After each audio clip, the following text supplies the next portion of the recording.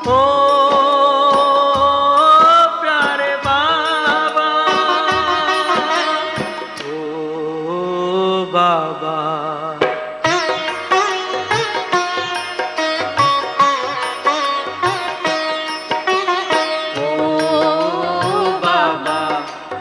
तेरा मेरा है कल्प कल्प का प्यार, हम तुम पर बलिहार बाबा, तुम हम पर बलिहार, हम तुम पर बलिहार बाबा, तुम हम पर बलिहार। ओम शांति।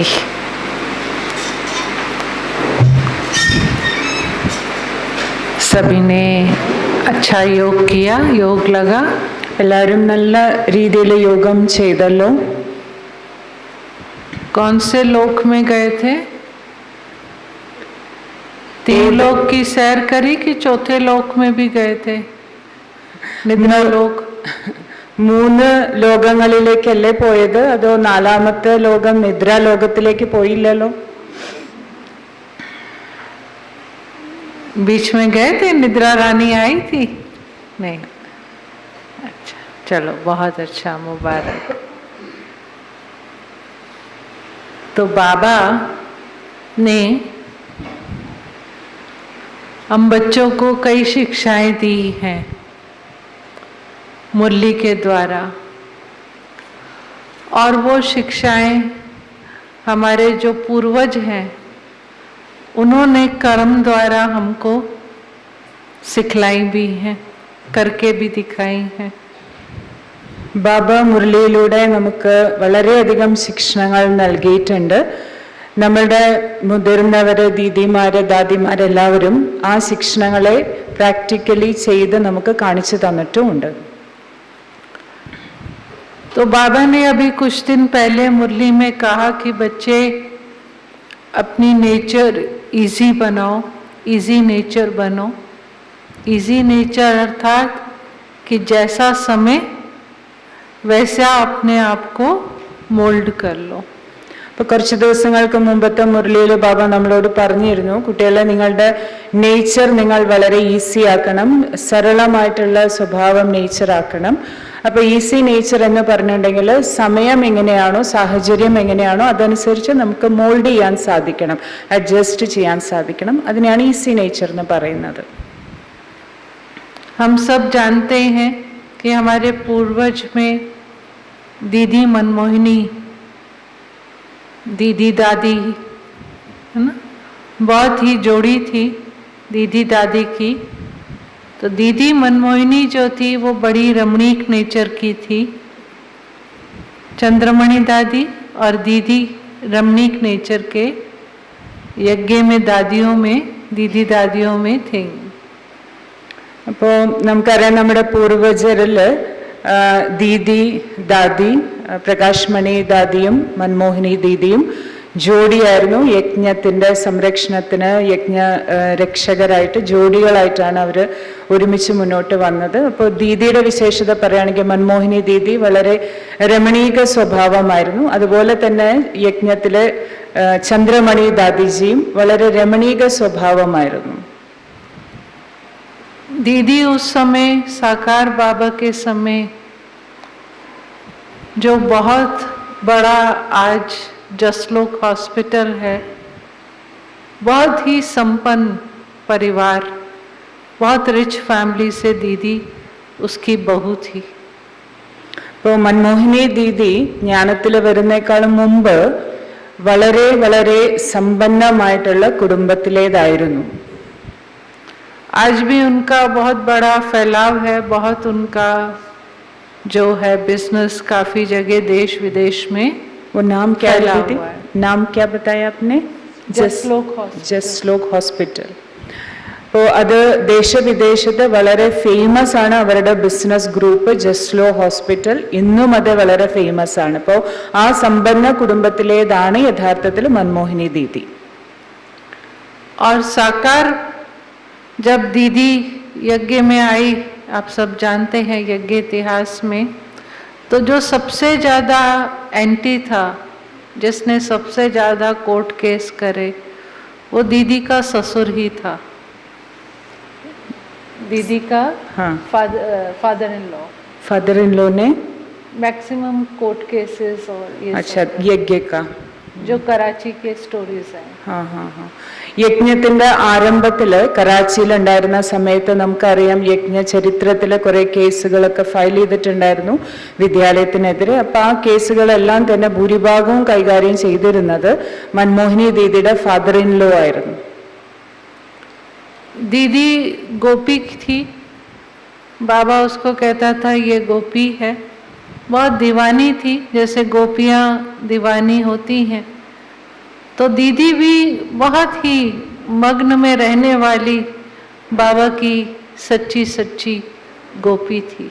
അപ്പം ദീദിയുടെ ലൗകിക പേര് തന്നെ ഗോപി എന്നായിരുന്നു. അപ്പം ശരിക്കും പേര് പോലെ തന്നെ ബാബ പറയുമായിരുന്നു ശരിക്കും ഒരു ഗോപികയാണ് എന്ന് പറഞ്ഞാൽ ബാബയുടെ ആ ഒരു സ്നേഹത്തിൽ ആ ലഹരിയിൽ അങ്ങനെ ലയിച്ചിരിക്കുന്ന ഒരു ഗോപിക തന്നെയായിരുന്നു മൻമോഹിനി ദീദി. तो एक बार का आपको दीदी का शिक्षा देने का एक स्टोरी सुनाते हैं, कुमारों को अच्छी लगेगी, विशेष कुमारों से संबंधित स्टोरी है.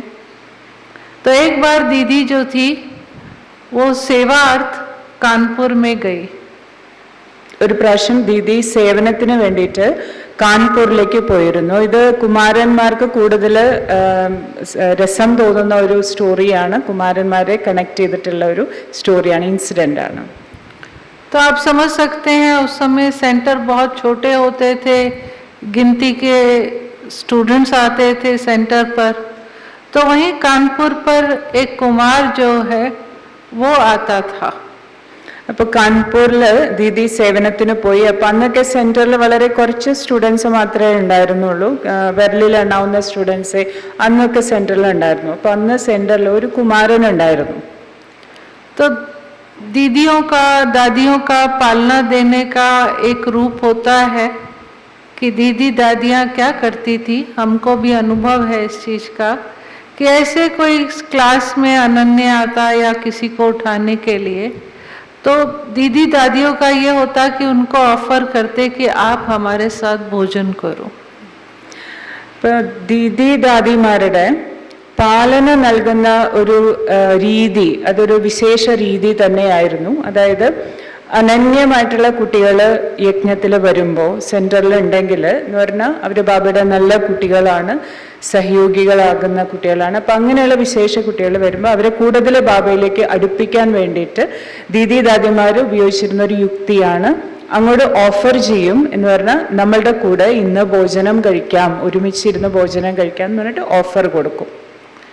तो दीदी ने भी उस कुमार भाई को बोला कि जब तक दीदी कानपुर में है, 10-15 दिन दीदी सेवार्थ गई थी, तो जब तक दीदी कानपुर में है तो तुम दीदी के साथ भोजन करेगा.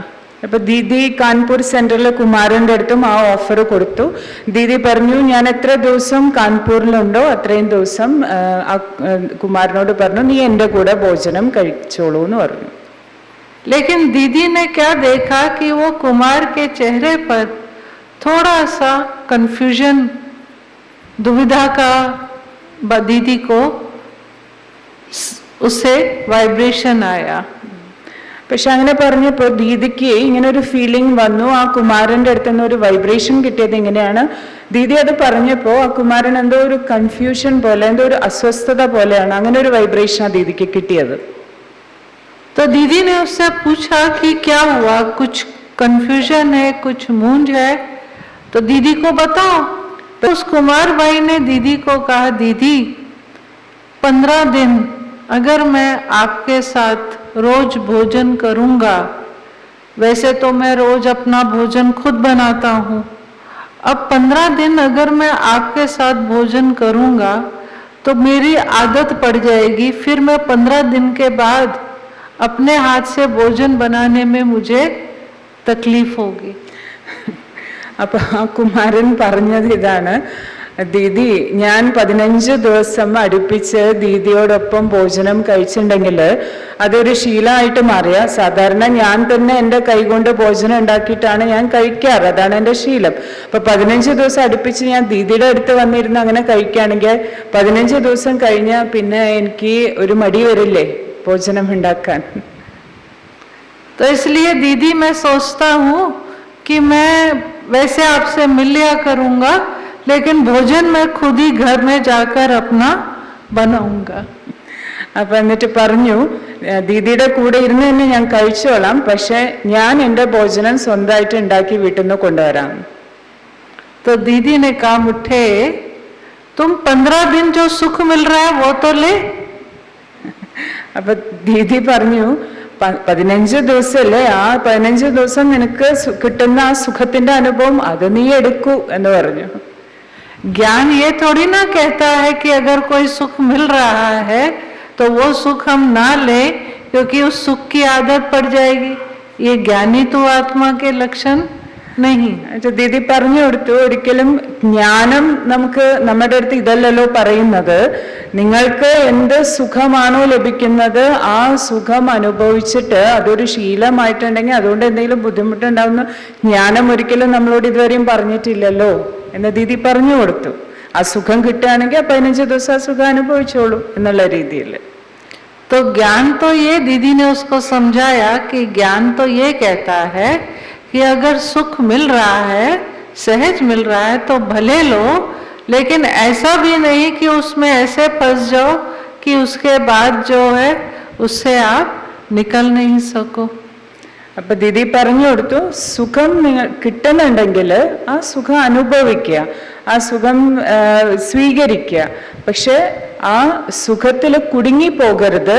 എപ്പോഴാണോ ആ സുഖം ഇല്ലാതാകുന്നത് അപ്പോൾ അതിൻ്റെ ഒരു ബുദ്ധിമുട്ട് ഫീൽ ചെയ്യാൻ പാടില്ല, ആ അനുഭവിച്ച സുഖത്തിൽ കുടുങ്ങി പോകാൻ പാടില്ല. പക്ഷെ സുഖം കിട്ടുന്ന സമയത്ത് അത് അനുഭവിക്കുക, അതാണ് ജ്ഞാനം നമുക്ക് മനസ്സിലാക്കി തരുന്നത്. तो जैसा समय स्वयं को वैसा अपने आप को समय अनुसार अपने को ढालना आना चाहिए, ज्ञान ये सिखलाता है. അപ്പൊ അതുകൊണ്ട് ബെഞ്ചി പറഞ്ഞ ഇതാണ്, സമയം അനുസരിച്ച് നമ്മൾ ധാരണാ സ്വരൂപമാകണം. സമയം അനുസരിച്ച് എങ്ങനെയാണോ നമ്മുടെ പെരുമാറ്റം, നമ്മൾ ഏതാണോ ധാരണ ചെയ്യേണ്ടത് അത് തന്നെ ധാരണ ചെയ്യണം. ഇതാണ് ജ്ഞാനം നമ്മളെ പഠിപ്പിക്കുന്നത്. तो इस तरह से जैसे दीदी ने उस कुमार भाई को समझाया, शिक्षा दी और उसको फिर अपने साथ भोजन कराया. അങ്ങനെ ദീദി ആ കുമാരന് യഥാർത്ഥ രീതിയിൽ ശിക്ഷണം കൊടുത്തു. ജ്ഞാനം എന്ന് പറഞ്ഞാൽ എങ്ങനെയാണ് നമ്മളത് ധാരണ ചെയ്യേണ്ടത് എന്നുള്ളത് യഥാർത്ഥ ശിക്ഷണം കൊടുത്ത് മനസ്സിലാക്കി കൊടുത്തു. तो दीदी दादियाँ जो थी, जैसे दीदी मधुबन में भाई यादा रहते, पांडव भवन है, लेकिन दीदी बहुत पालना देती थी. अगर कोई भी भाई क्लास में नहीं आता था तो मुरली क्लास के बाद दीदी सीधा उसके कमरे में चली जाती थी देखने के लिए कि वो क्या कर रहा है. അപ്പൊ ദീദിയും ദാദിയും പാണ്ഡവ് ഭവനിലായിരുന്നു താമസിക്കുന്നുണ്ടായിരുന്നു. പാണ്ഡവ് ഭവൻ നമുക്കറിയാം ധാരാളം ഭായിമാര് താമസിക്കുന്ന, അതുകൊണ്ടാണ് പാണ്ഡവ് ഭവൻ എന്ന് പറയുന്നത്. അപ്പോ നല്ല രീതിയിൽ തന്നെ ദീദി അവർക്ക് എല്ലാവർക്കും പാലന കൊടുക്കുമായിരുന്നു.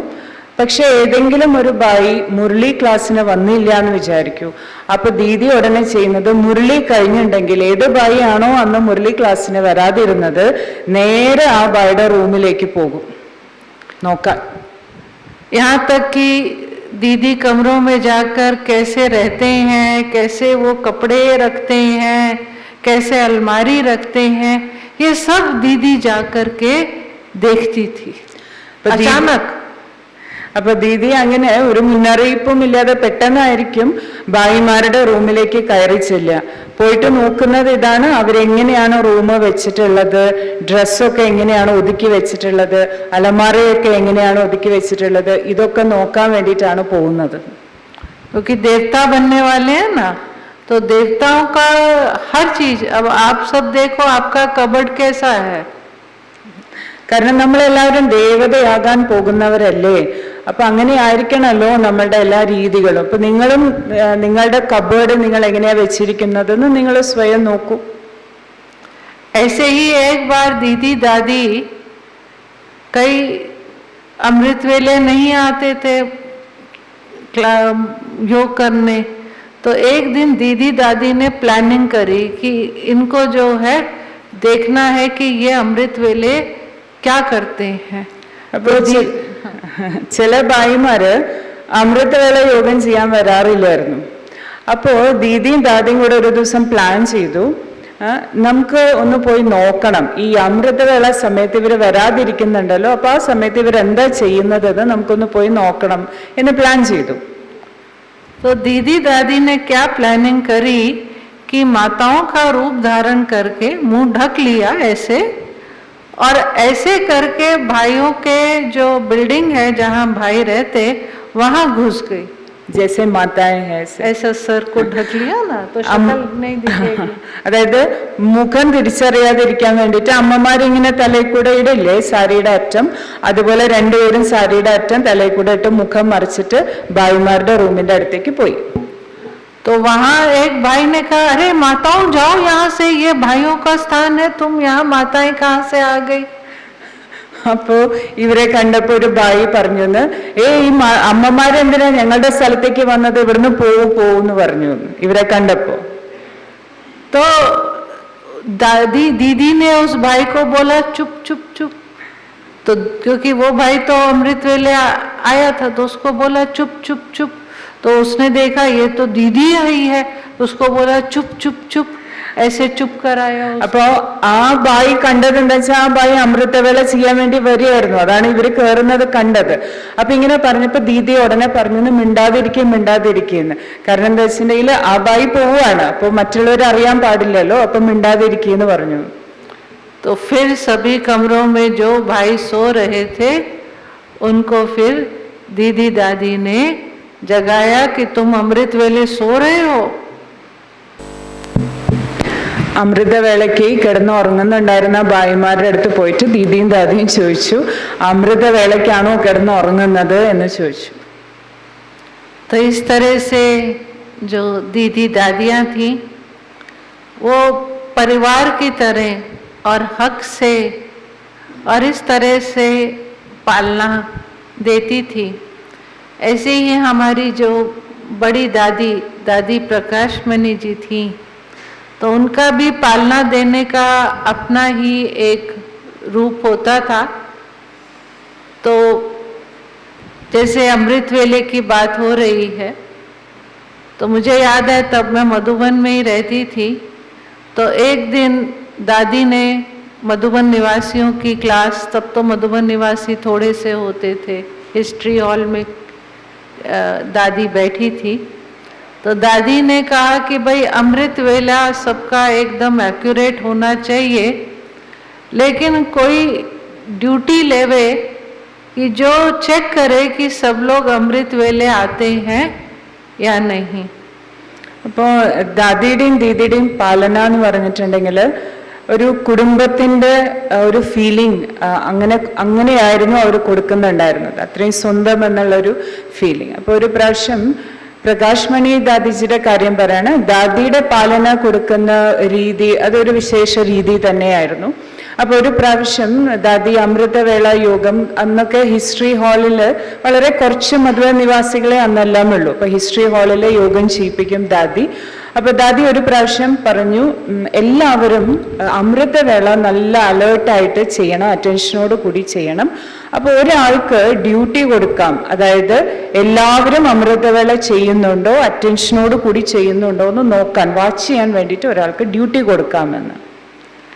तो दादी ने सबकी तरफ देखा कि किसकी ड्यूटी लगाएं. तो दादी ने एक भाई का नाम सेलेक्ट किया कि ये भाई जो है सबकी अटेंडेंस लगाएगा. और वो भाई वो था जो 30 दिन में से 29 दिन अमृत वेला मिस करता था. 27 days 29. അപ്പോ ദാദി തന്നെ അവരില് ഒരാളിനെ, ഒരു ഭായിനെ സെലക്ട് ചെയ്തു. എന്നിട്ട് ആ ഭായിയുടെ അടുത്ത് പറഞ്ഞു, നീ വേണം എല്ലാവരും അമൃതവേളയ്ക്ക് വരുന്നുണ്ടോ എന്നുള്ളത് അറ്റൻഡൻസ് മാർക്ക് ചെയ്യാനെന്ന് പറഞ്ഞു. അപ്പൊ ആ ഭായിനെ തന്നെ ദാദി സെലക്ട് ചെയ്യാൻ കാരണം മാസത്തില് 29 ദിവസവും ആ ഭായി അമൃതവേളയ്ക്ക് വരാറില്ല. तो दादियाँ बड़े स्नेह से, युक्ति से, है ना, उनका अपना ही ढंग होता था और उस तरह से वो जो बाबा के बच्चे हैं, ब्राह्मण परिवार है, तो उनकी उन्नति का सोचती थी और युक्ति से उनको आगे बढ़ाती थी. ഇപ്പൊ ദാദി അങ്ങനെയായിരുന്നു, വളരെ സ്നേഹത്തോടുകൂടി യുക്തിയോടുകൂടി തന്നെ എല്ലാവരുടെയും പാലന ചെയ്യുമായിരുന്നു. അവരുടെ ഉന്നതിക്ക് വേണ്ടി ആ രീതിയിൽ ദാദി പാലന കൊടുക്കുമായിരുന്നു. ऐसे ही हम सब जानते हैं, अभी तो क्लाइमेट चेंज के कारण आबू में इतना ठंड नहीं होता, अब तो शांतिवन में भी शिफ्ट हो गए, लेकिन ये उन दिनों की बात है जब बाबा ओम शांति भवन में आता था और सब माउंट आबू में ही होता था और माइनस टेम्परेचर होता था, बहुत ठंडी पड़ती थी माउंट आबू में. ഇപ്പൊ മുമ്പൊക്കെ ബാബ മിലനം മേലെയായിരുന്നു, മൗണ്ടിലായിരുന്നു. അപ്പൊ അന്ന് എന്ന് പറഞ്ഞാൽ ഇന്നത്തെ പോലെയല്ല. ഇന്ന് പിന്നെയും പ്രകൃതിയുടെ ക്ലൈമറ്റ് ചേഞ്ച് കാരണം അത്ര തണുപ്പൊന്നും നമുക്ക് ഫീൽ ചെയ്യുന്നില്ല. പക്ഷെ പണ്ടൊന്നും അങ്ങനെയല്ല. ഇന്നെന്ന് പറഞ്ഞാൽ ശാന്തിവനില് താഴെയാണ് മിലനം, അന്ന് മൗണ്ടിലാണ് മിലനം. അപ്പോ അങ്ങനെ ഒരു പ്രാവശ്യത്തെ മിലനത്തിന്റെ ഒരു കാര്യം പറയാണ്. तो बड़ी दादी को थोड़ा सा तकलीफ होती थी ठंडी में, तो मुन्नी बहन ने दादी को कहा, दादी हिस्ट्री हॉल में बाहर आके अमृत वेला करती थी.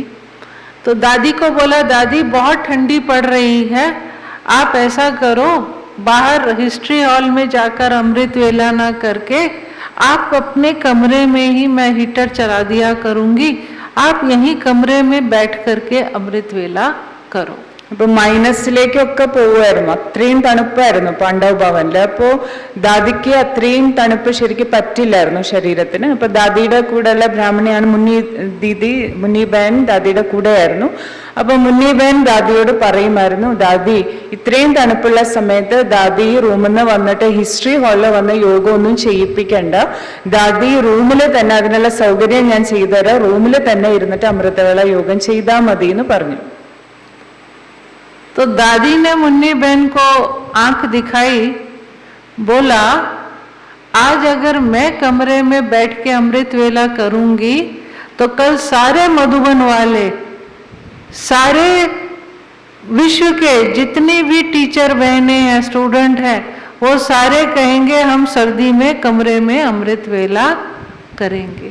അപ്പൊ ഉടനെ തന്നെ ദാദി മുന്നി ബഹന്റെ അടുത്ത് പറഞ്ഞു, ഇന്ന് ഞാൻ എൻ്റെ മുറിയിലിരുന്നിട്ട് തണുപ്പാണ് എന്ന് പറഞ്ഞിട്ട് അമൃതവേള ചെയ്യാൻ തുടങ്ങിയിട്ടുണ്ടെങ്കിൽ പിന്നെ എല്ലാ മധുബൻ നിവാസികളും മാത്രമല്ല വിശ്വത്തിലുള്ള എല്ലാ യജ്ഞത്തിലെ എല്ലാ ടീച്ചേഴ്സും എല്ലാ സ്റ്റുഡൻസും നാളെ മുതൽ പറയും, നല്ല തണുപ്പുള്ള സമയത്ത് ഞാൻ എൻ്റെ മുറിയിൽ തന്നെ ഇരുന്നിട്ട് അമൃതവേള ചെയ്യുള്ളൂ എന്ന് പറയുന്നു.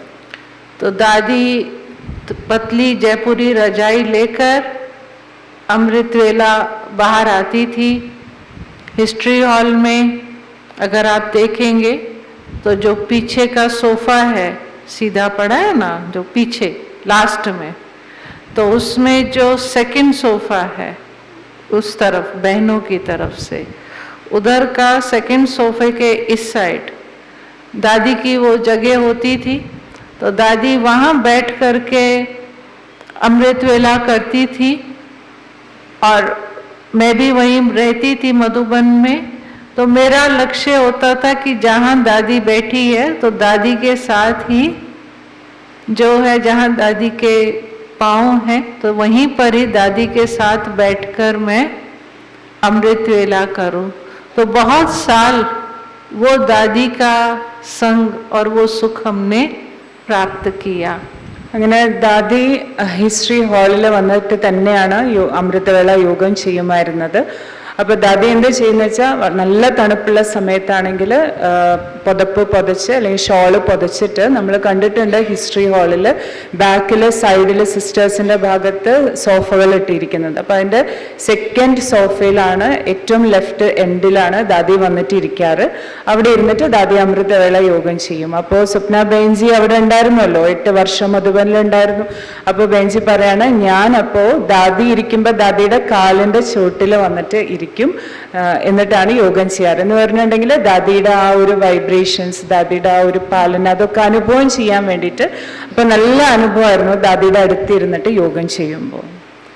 इसी तरह से बड़ी दादी का हमने ये देखा कि जब बाबा आते थे, अव्यक्त बाप दादा आते थे, तो दादी अव्यक्त बाप दादा के सामने कभी सोफे पे नहीं बैठती थी. दादी पट पे ओम शांति भवन में जैसे यहाँ बाबा बैठा है, तो दादी वहाँ पट पे बैठती थी. बाबा के आगे सोफे पे नहीं बैठती थी ओम शांति भवन में. ഇപ്പം ദാദിയുടെ മറ്റൊരു വിശേഷത ഇതായിരുന്നു, എപ്പോഴെല്ലാം അവ്യക്ത ബാബ്ദാദ മധുബനിൽ ഓം ശാന്തി ഭവനിൽ വരുമായിരുന്നു, അപ്പൊ ദാദി ഒരിക്കലും അന്നൊന്നും ബാബയുടെ മുന്നിൽ സോഫയിൽ ഇരിക്കുമായിരുന്നില്ല എന്ന്. ബാബയുടെ മുന്നിൽ താഴെ ബെഡ് വിരിച്ചിട്ടുണ്ടാവുമല്ലോ, താഴെ ബാബയുടെ മുന്നിൽ അങ്ങനെയാണ് ഇരിക്കേണ്ടായിരുന്നത്. तो दादी डायरी लेकर बैठती थी, कहती थी मेरी स्टूडेंट लाइफ है, इस समय मेरा टीचर आया है और मैं गॉडली स्टूडेंट हूँ. അപ്പൊ ദാദി അങ്ങനെ ഇരിക്കണ്ടായിരുന്നത്, ഡയറിയും പെന്നും എടുത്ത് ബാബയുടെ മുന്നിൽ. ഇപ്പോൾ ഉള്ളിൽ ആ ഫീലിംഗ് ആയിരുന്നു. ദാദി പറയുമായിരുന്നു, ഇതെന്റെ ഗോഡ്ലി സ്റ്റുഡൻറ് ലൈഫാണ്, ഞാൻ ഗോഡ്ലി സ്റ്റുഡൻ്റ് ആണ് എന്നുള്ള ഫീലിങ്ങോട് കൂടിയിട്ടാണ് ദാദി ഇരിക്കുമായിരുന്നത്. और दादी नोट्स लेती थी बाबा की मुरली. ये मैं 90s की बात बता रही हूँ, क्योंकि हम दादी के साथ ही बैठते थे बाबा के टाइम पर, तो दादी पूरे नोट्स लेती थी. आप कितने भाग्यशाली हो. അപ്പോ ദീദി പറയാണ്, ആ സമയത്ത് ദാദിയുടെ അടുത്താണ് ദീദി സാധാരണ ഇരിക്കുക ബാബ വരുന്ന സമയത്ത്. അപ്പൊ ഇതെല്ലാം ദീദിക്ക് അനുഭവമുള്ള കാര്യം പറയുന്നത്. ഇപ്പൊ ദാദി ഒരു സ്റ്റുഡന്റിനെ പോലെ ബാബയുടെ മുന്നിലിരുന്ന് ബാബ എന്ത് മുരളി ഉച്ചരിക്കുന്നു അത് ഡയറിയിൽ ഇങ്ങനെ നോട്ട് ചെയ്യുമായിരുന്നു. उसके बाद जब बाबा शांतिवन में आना शुरू हुआ, तब दादी को बोला कि दादी अभी आपका शरीर ऐसा है, अभी आप सोफे पे बैठो. तब दादी ने सोफे पे बाबा के आगे बैठना शुरू किया. ദാദി ബാബ വരുന്ന സമയത്ത് സോഫയിൽ ഇരിക്കാൻ തുടങ്ങിയത് ബാബ എപ്പോഴാണോ താഴെ ശാന്തിവനിൽ വരാൻ തുടങ്ങിയത് അപ്പോഴാണ് സോഫയിൽ ഇരിക്കാൻ തുടങ്ങിയിട്ടുള്ളൂ. അതും എല്ലാവരും പറയാൻ തുടങ്ങി, ദാദിയുടെ ഹെൽത്തും കൂടി നോക്കണം, അതുകൊണ്ട് ഇനി ദാദി സോഫയിൽ ഇരിക്കണം എന്ന് പറഞ്ഞതിന് ശേഷമാണ് ദാദി ഇരിക്കാൻ തുടങ്ങിയത്. बड़ी दादी की बहुत पालना ली है. हम लोग कुमारियाँ छोटी छोटी होती थी और बड़ी दादी रात को लंच डिनर करने के बाद रात को हम 9 साढ़े 9 बजे दादी के कमरे में जाते थे और हमने उसको नाम दिया हुआ था दादी जी की गीता पाठशाला.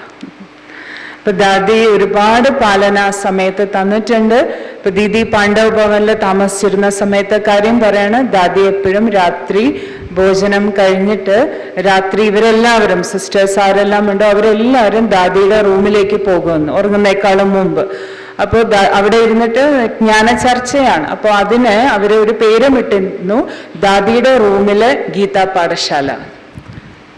तो उसमें क्या होता था कि दादी जो है अपना बेड पे बैठ जाती थी और मुन्नी बहन उनको कंफर्टेबल कर देती थी, और दादी जो है अगले दिन की मुरली, जो अगले दिन आने वाला है, वो मुरली दादी के हाथ में होती थी.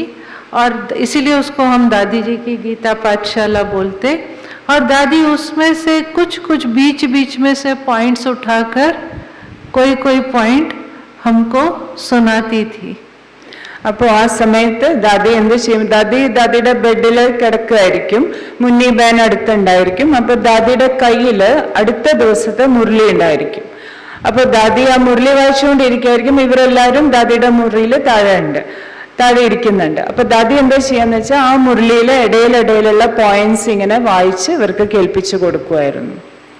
तो दादी के कमरे में मोहिनी बहन होती थी, उसका भी होता था, और दूसरी कई दादियाँ भी आकर बैठती थी, जैसे दादी रतन मोनी, दादी मनोहर दादी, जो मधुबन में दादियाँ रहती थी, तो वो भी कई बार उसमें आकर बैठते थे. और कई बार मुरली में साकार बाबा की कई बात उठती थी, तो दादियाँ फिर उस समय वो साकार की चिट चैट करती थी तो बहुत आनंद आता था. അപ്പൊ ആ സമയത്ത് ആ റൂമിലേക്ക് അന്ന് രത്തൻ മോഹിനി ദാദി വരുമായിരുന്നു. അവരെല്ലാം പാണ്ഡവ് ഭവനിലായിരുന്നു. രത്തൻ മോഹിനി ദാദി വരുമായിരുന്നു, അതുപോലെ മനോഹരേന്ദ്ര ദാദി വരുമായിരുന്നു, മോഹിനി ദീദി വരുമായിരുന്നു. എല്ലാവരും റൂമിന്റെ ഉള്ളിലുണ്ടാവും. അപ്പോൾ നമുക്കറിയാം മുരളിയുടെ ഇടയിൽ ബാബ സാകാര ബാബയുടെ സമയത്തെ കാര്യങ്ങളൊക്കെ ചിലപ്പോൾ പറയാറുണ്ട്. അപ്പൊ അങ്ങനെയുള്ള കാര്യം വരുമ്പോൾ ദാദിമാർക്കൊക്കെ ആ സ്മൃതി വരും. അപ്പൊ ബാബ സാകാര ബാബ ഉണ്ടായിരുന്ന സമയത്ത് കാര്യങ്ങളെല്ലാം ഇങ്ങനെ പറയാൻ തുടങ്ങും. അപ്പൊ അതൊക്കെ കേൾക്കുമ്പോൾ ഇവർക്ക് നല്ലൊരു ഫീലിംഗ് ആയിരുന്നു. कराची की बातें, सिंध की बातें, ऐसी पुरानी बातें कई बार उठ जाती थी और दादियाँ उसको बहुत, फिर दादी जो उसके बाद हंसती थी बाबा की बात को दोहरा कर, तो वो उसमें जो आनंद आता था वो एक अपना ही आनंद होता था.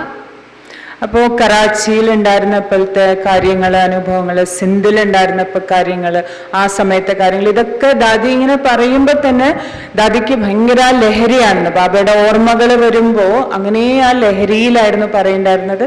നമുക്കും അത് ഒരുപാട് അനുഭവവും ലഹരിയുമാണ് തന്നിരുന്നത്. हमने देखा दादी इतनी एडजस्टेबल थी, हर एक के साथ एडजस्ट करती थी, जबकि चीफ ऑफ ब्रह्मा कुमारीज, तो दादी जो थी, दादी कमरे में, दादी के साथ कमरे में मोहिनी बहन सोती थी, है ना, जो मधुबन वाली मोहिनी बहन है.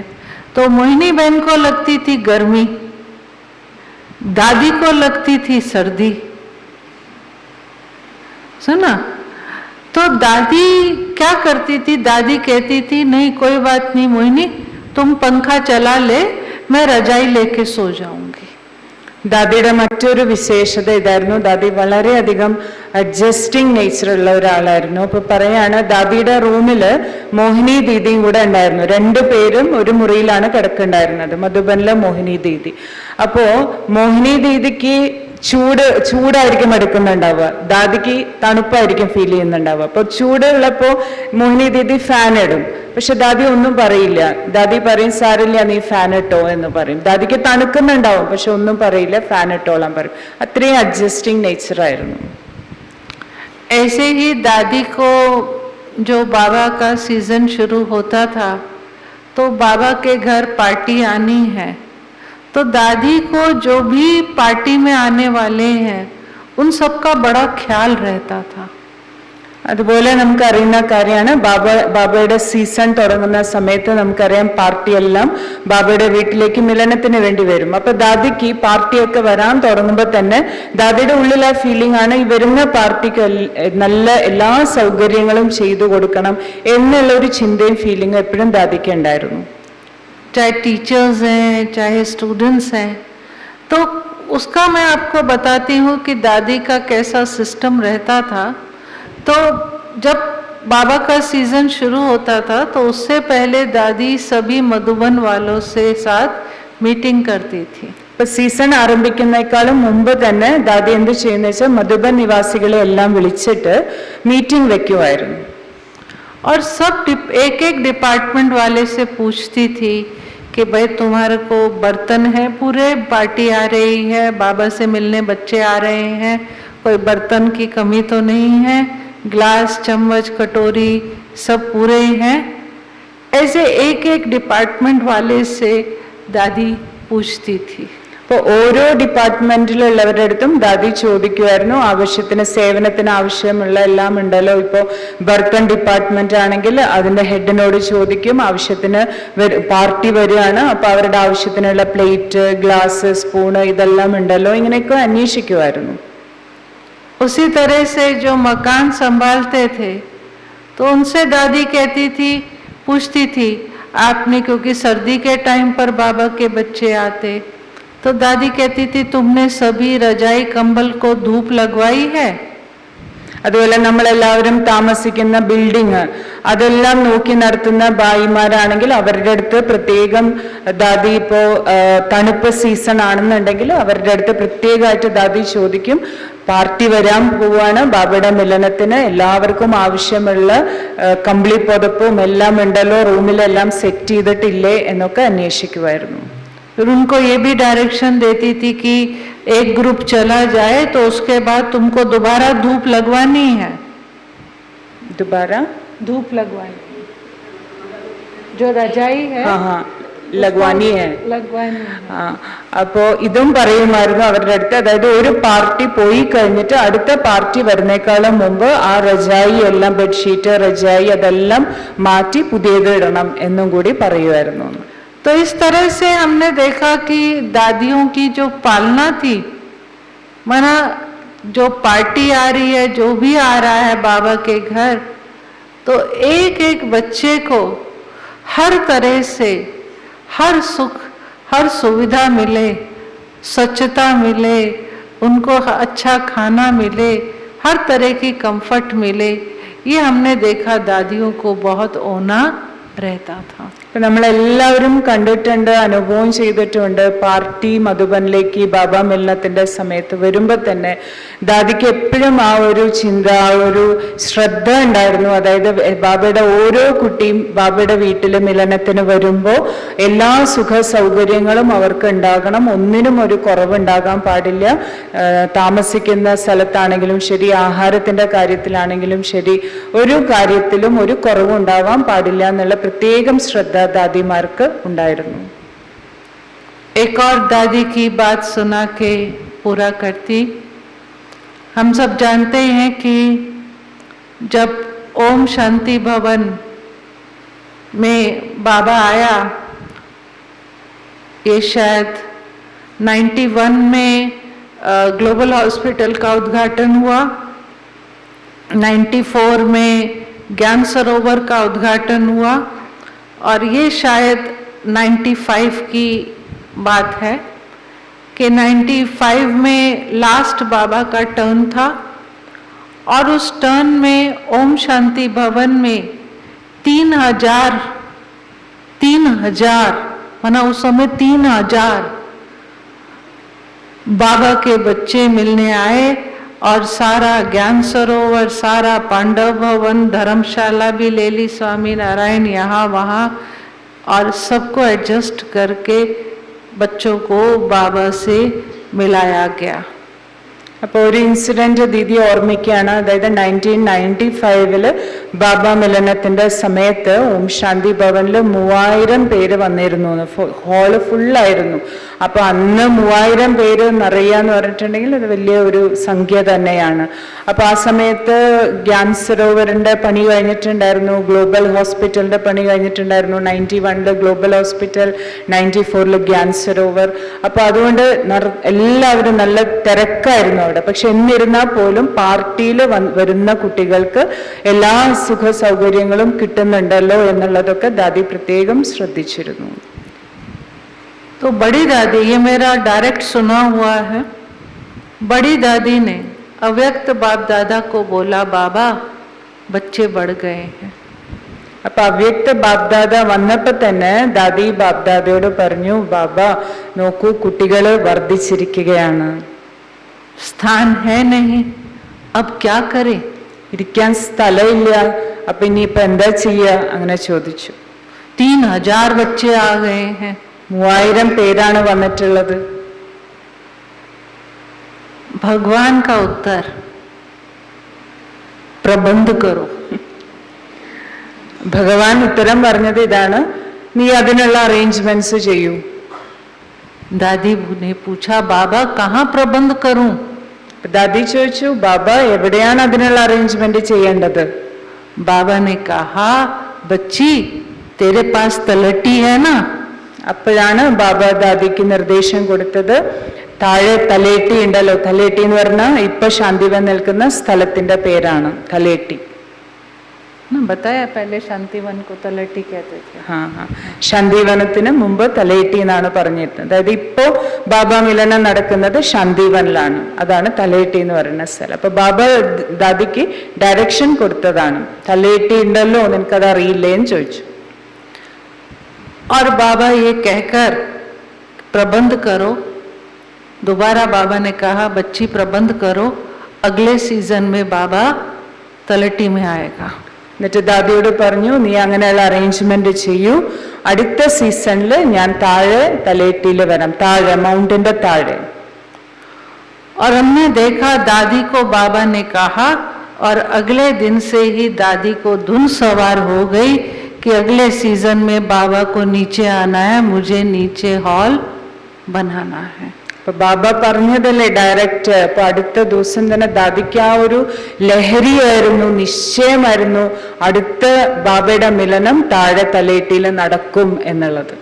और दादी रोज सुबह नाश्ता करके गाड़ी में, रोज जब तक अगला सीजन नहीं आया, दादी शांतिवन तलटी जाती थी, खड़े होकर के जो है वहाँ का सारा प्रबंध करवाया दादी ने. അപ്പോൾ അന്ന് മുതൽ, അടുത്ത ദിവസം മുതൽ ദാദി ചെയ്തത് ഇതാണ്. എല്ലാ ദിവസവും ബ്രേക്ക്ഫാസ്റ്റ് കഴിച്ചിട്ട് വണ്ടി എടുത്തിട്ട് താഴെ ഇപ്പൊ ശാന്തിവൻ നിൽക്കുന്ന സ്ഥലം അവിടെ പോയിട്ട് ദാദി എന്താണ് അറേഞ്ച്മെന്റ്സ് ചെയ്യേണ്ടത് അതൊക്കെ ചെയ്യുമായിരുന്നു. അടുത്ത സീസണിൽ അത് തയ്യാറാകുന്നത് വരെ ദിവസവും ദാദി അത് ചെയ്യുമായിരുന്നു.